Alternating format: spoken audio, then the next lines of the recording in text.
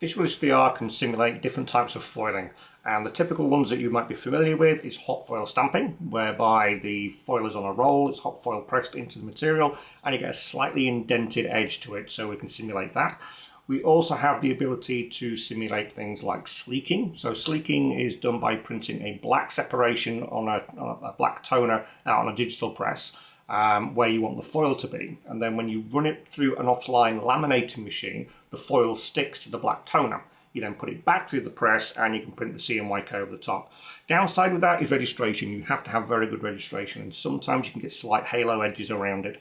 What you can also do is a digital foil. So for example, an MGI based foiling system where you put a glue base down, the foil sticks to it. You choose the colour of the foil that you want, whether it's gold or silver, because basically you can't print over the top of it. It's like an end of process type of embellishment. And then we have cold foil. So cold foil typically used on things like an offset press. It puts a glue base down, foil goes over the top and sticks to the glue, and then you can actually print over the top of the foil, so you get all these different coloured foils. So we can simulate all of those. It's all pretty much the same sort of way of working. Now, what we're going to do first of all, this business card, obviously it's a small sized, it's ripped data, so when it's zoomed up on the screen, it looks pixelated. So we're going to take advantage of the increased resolution button. That's going to re-rip the file at a high resolution, give a smoother effect for us. Okay, so now we've done that. Anything that has a warning symbol basically means it's something that needs to be configured, because I've called my spot colour foil and it doesn't know what colour foil it is. So I'm going to go in here and we can then go and have a look at all these different settings. So for example, we have built in for silver, gold, bronze, red, blue, green, pink, purple and a rainbow foil. So you can toggle through and have a look at them. Let's look at just one of them, for example. So bronze. Okay, so it might not look exactly like the foil that you're used to using. Maybe because, I don't know, maybe it's not the right colour, maybe it's not as reflective. So let's change that, let's do something with it. So the whole point of the system is it allows you to be able to set preferences for different types of materials. So if I'm working with bronze, maybe my bronze isn't that colour, maybe it's slightly paler, maybe it's slightly more grey, like that. Maybe it's not quite, well, maybe it's more shiny, maybe we've got a lot more gloss to it. Maybe the metalness is lower. So what metalness is, it's like the greyness of the foil that comes through and the contrast of the reflections. You can see there, the higher we go, the greyer and the darker the reflections. So you can control that reflectivity and the highlights to create something along the lines of what we might be getting from our supplier. So contact your print service providers, contact substrate companies and foiling companies. Ask for copies of the material that they're going to be printing or using, and then you can visually match it. Once you've set that up to the way that you want it to work, let's just say mine was a little bit richer than that, like so. I can then go in here and save that as a preset. So let's call it bronze test. And I'll save that. So what I can do now is if I just reset to default, if I now come back into my software later on and I'm using the bronze foil, I can go to the preset and go to bronze test, and it will then set that up as I am using it. But what you can also do is set it as a default. So if you're going to use that foil every single time, it's a little bit, cumbersome to basically have to go in and select from a list, especially if you might have like 10, 20, 30 different materials in bronze shade. At least you can set it as a preferred default. So instead of loading up with the default factory settings in here, if we do save as default, and now let's just play around so you'll see what I mean. Let's just change it really wacky so you get an idea. If I now do reset to default, it resets to your saved defaults with your color, your texture strength, your metalness and your reflectivity. Okay, now you can also factory reset, so that will go back to factory defaults. And again, you can also go in here and play around by going into your sliders, your presets. So the whole point of Visualis3R is it allows you to be able to tailor the software for your everyday use and save all these different things as presets, because bronze isn't just one color. There are many different shades of bronze and golds and silvers, gunmetal colors and pinks and purples. So you can't just have, this is bronze, this is purple. You've got to allow the system to be able to be controlled in any different way. Now, let's move on to a little bit on something else. Okay, so what we could also do is export this. So if I'm a printer and I've got a specific type of bronze foil that I use, and I have a designer that wants to basically load the software, they can export that bronze setting here. The designer can then import it. So let's just export that now. Export that down to the desktop, and let's just delete that so that we don't have it. Let's do a factory reset. And now let's just go and import that preset from my desktop. Where did I save it? There it is. So now I can import it. So the whole point is you can share your settings. Printers can send settings over to designers and brands so that they all communicate using the same foil. So that's the great thing about this. It adapts to the way that you want to work. Now I might decide that I actually want to add some texture to that. So we've added in some textures, and we're going to be adding these to the base materials as well. But for now, let's just see what we've got. So we've been playing around with a few different things. First one is Stardust. Stardust is this kind of really fine Stardust looking kind of effect. And the reason for that is that there are different types of finishes available for certain materials. For example, Foilco is one of the largest foil manufacturers of like hot foil, cold foil type materials. And they have a material that does this Stardust effect. I think they've got it on the gold. I'm not quite sure if they've got it on the other ones, but they've got like 150 different types of foils. So then we got thinking, what else can we do? Well, we could do like a hammered effect, because they also have hammered effect ones. We've played around with this cellular one, which we found quite interesting. We're actually playing around with trying to match different type of holographic effects. We've got a brushed, so we can do a brushed material. We can also set the orientation to the orientation of the substrate repeat. So sometimes what you'll find on materials is they'll have a certain direction, so you can set that, and you can set the strength and the scale and everything else to give it that kind of like brushed effect. Now do bear in mind you are reflecting the environment in here, so if you've got certain things in your environment that might be distorted in the view, but that's entirely the way that these reflective surfaces work.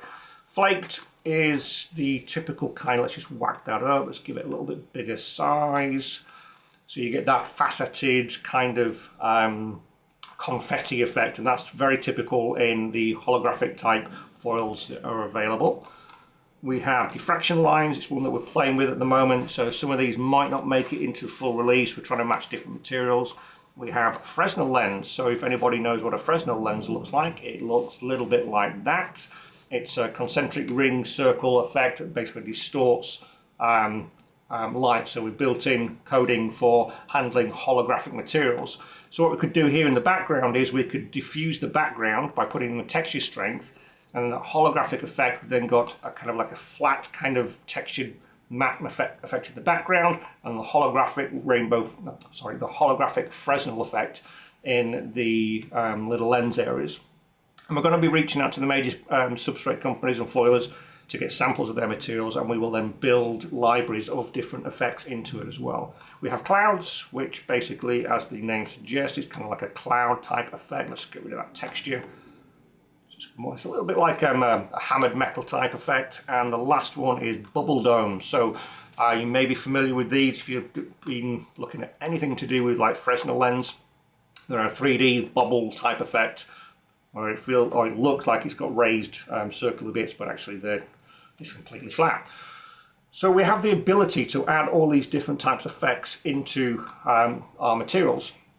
So that's the basics of how the foil works. Let's also set up the rainbow foil, because that's another cool one that we have. So rainbow foil basically is a holographic effect. Now we have a different set of sliders in this one. So what do they all mean? Well, rainbow frequency is basically how much the color is going to be shifted and how quickly it shifts.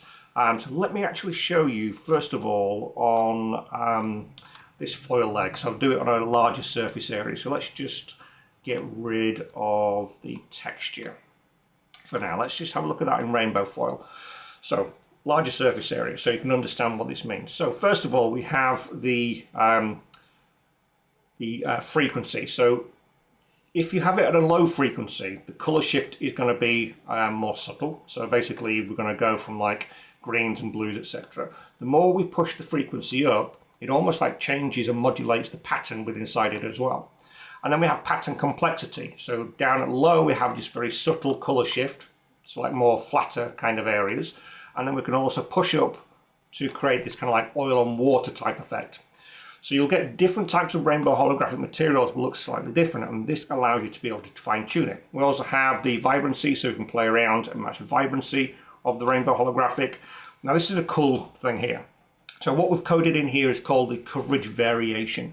So when you look at rainbow holographic material, when it's flat, it is silver. And you only see the rainbow holographic areas when you move the substrate. So whether you bend the material, whether it's got a kink in it, dimps in it, or little dips in it. So we can control how and where the silvery effect is inside that design. So coverage at 1.0 gives a nice balance of silver effect and then that rainbow holographic area coming through. So you get that more true to life, realistic effect. So we've put in some hard-coded defaults, which should be good enough for most people, but you can have a little play around and find your little sweet spot and get the nice optimum-looking rainbow holographic effect. And of course, you can put in these things as well, like the Fresnel lens.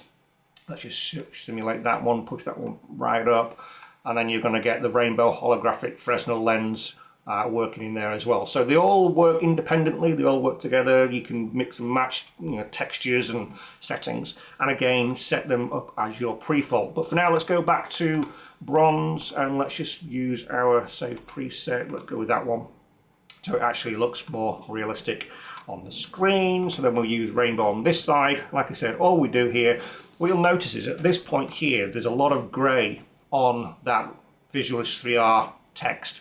So you can't really see much rainbow effect, and that's where this coverage variation comes in. We can now move the coverage variation around to get a better looking effect. We could increase the pattern complexity, maybe the frequency, and then we can fine tune to get the optimum looking effect for our file, because behind the back of all this, you might be printing on a rainbow holographic substrate. So this will allow you to be able to simulate that. Now we can also switch on the hot foil stamping. That gives a slightly embossed area around the edge. So now we have rainbow holographic. And then what else did we have? We had a varnish. Let's just stick that varnish up onto the top. And let's make that varnish a sculpture. So at the moment it's a flat varnish. We're going to change that to a sculptured varnish. We're going to give it some depth. And now we actually have a 3D, like a Duplo or Scodex type raised 3D varnish on top of there. We've got the rainbow holographic in there. Maybe we're looking at this and we're saying the rainbow holographic's not quite that grey. Let's bring the colour down, the greyness down. Let's maybe make it a bit more reflective. So we have the ability to mix and match anything, and that is what this is all about. You can't just have, like I said, one spot colour that says this is rainbow, this is gold, this is bronze, because it changes. We also have the clear varnish on there. Maybe I'm doing this on like a Ricoh device, Sharp BP1200S, Fujifilm Revoria, Xerox Series S. They have a clear toner, and the clear toner has a different reflectivity to the varnish. So we could have clear toner on there, we could have the varnish, we could have the bronze foil, and we could have rainbow holographic. So now you can see exactly how all the Visualis3R software works. So the beautiful thing about this is it becomes your software. But if you do have any suggestions on what you would like adding to the software, if we can code it, we will add it. So please do reach out to us at hello@v3r.studio.